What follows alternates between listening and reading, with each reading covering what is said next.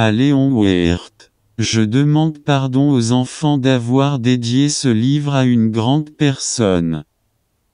J'ai une excuse sérieuse, cette grande personne est le meilleur ami que j'ai au monde.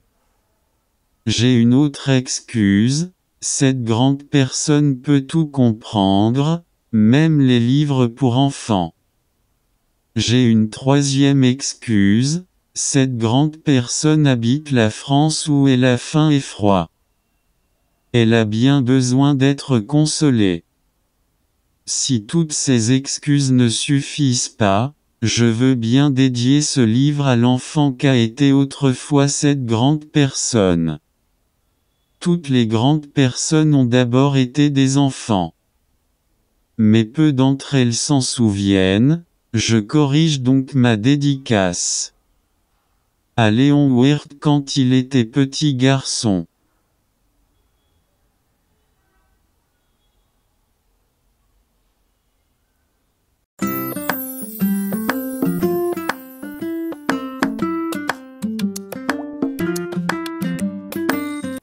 Premier chapitre.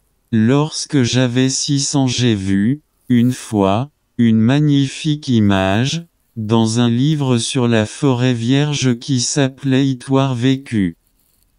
Ça représentait un serpent boa qui avalait un fauve.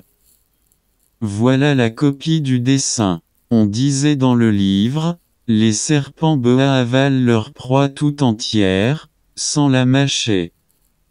Ensuite ils ne peuvent plus bouger et ils dorment pendant les 6 mois de leur digestion. Point. J'ai alors beaucoup réfléchi sur les aventures de la jungle et, à mon tour, j'ai réussi, avec un crayon de couleur, à tracer mon premier dessin. Mon dessin numéro 1. Il était comme ça. J'ai montré mon chef-d'œuvre aux grandes personnes et je leur ai demandé si mon dessin leur faisait peur.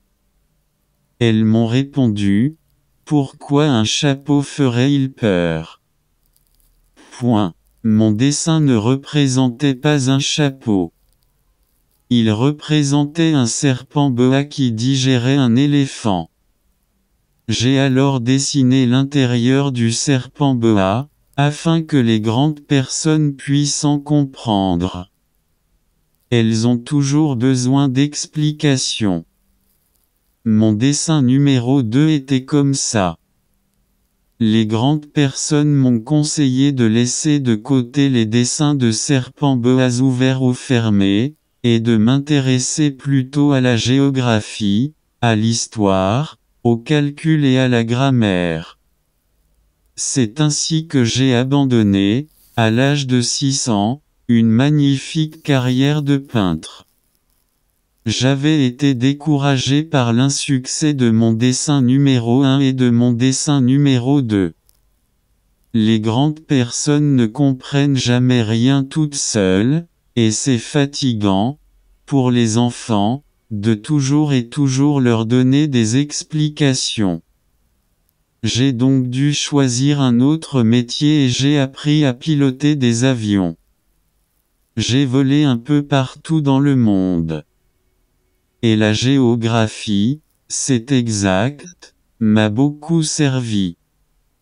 Je savais reconnaître, du premier coup d'œil, la Chine de l'Arizona. C'est très utile, si l'on est égaré pendant la nuit.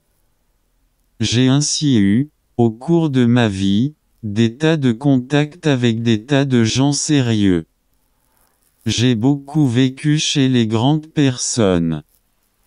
J'ai beaucoup vécu chez les grandes personnes. J'ai ainsi eu, au cours de ma vie, des tas de contacts avec des tas de gens sérieux. J'ai beaucoup vécu chez les grandes personnes. Je les ai vus de très près. Ça n'a pas trop amélioré mon opinion. Quand j'en rencontrais une qui me paraissait un peu lucide, je faisais l'expérience sur elle de mon dessin numéro 1 que j'ai toujours conservé. Je voulais savoir si elle était vraiment compréhensive. mais toujours elle me répondait, c'est un chapeau.